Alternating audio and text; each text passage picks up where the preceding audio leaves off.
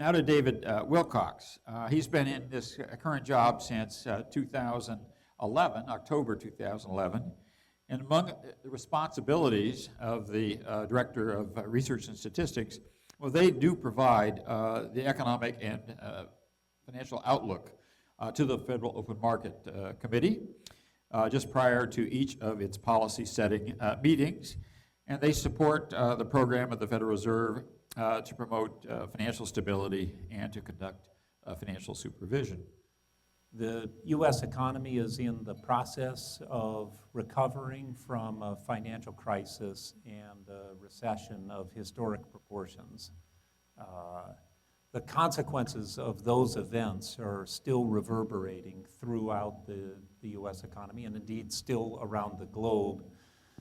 And it's been clear for years now that we will be dealing with the consequences of those events for many years to come. The Great Recession has generated an awful lot of important questions that are related to dimensions of the macroeconomy. I think there's a circumstantial case that can be made that the productive capacity of the economy was severely affected by the events of the Great Recession.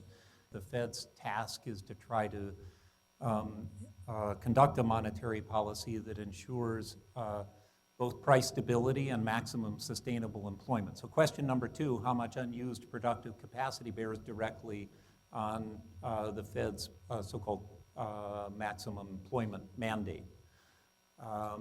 A third question that I will pose but not address today is the question of how much of the damage of the Great Recession might be reversible.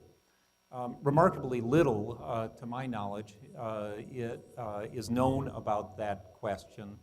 The answer to that, I think, substantially, there's a lot of interesting speculation and sort of early stage spade work about that, I would say, at this point. And the fourth is something that I live with on a pretty much constant basis. What are the implications for monetary policy? There, I would say, in a sort of preview, I think it depends quite a lot on the details of the situation. The questions I am going to discuss today are, what happened? What do we think? How do we gauge through the lens of the particular statistical apparatus that we use? How big a gauge, what metric do we put on the damage that was inflicted on the productive capacity of the U.S. economy? So here's my takeaways on today. Man, there is a lot of uncertainty. One thing I want to impress upon you is that the monetary policy environment is riven with uncertainty. It is pervasive, and that has profound implications for how, in my view, one ought to think about the questions that we're going to talk about this afternoon. I am going to present some evidence from one model that we work with that suggests that I think it makes at least to me, a thought-provoking case. I'm going to try to put forward a pretty soft claim, a thought-provoking case that the Great Recession inflicted a good deal of damage on the productive capacity. A significant portion of that happened through a decline in capital investment, and what that did was it affected the productivity of American workers. And the basic idea is that we're going to use multiple indicators to try to infer this cyclical position of the economy. Now, the reason, why do I mention this?